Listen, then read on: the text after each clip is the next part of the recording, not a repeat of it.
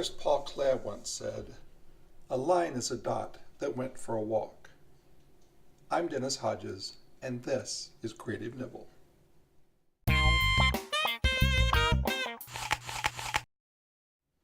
I really like Klee's comment. I like the visualization of picturing a dot taking a walk. It's kind of a fun picture, isn't it?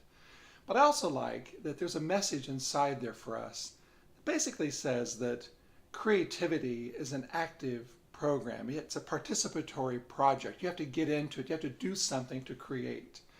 Well, sometimes the question is, how do I do that? I mean, if you think about it, it's kind of like if you don't do something, it's like watching a cooking show and never going to the kitchen and trying the ideas out. But again, the question is, well, how do I get started? Well, maybe think of yourself as a dot and take yourself for a walk. Or in the words of Epictetus, the Greek philosopher, who said, if you want to be a writer, write.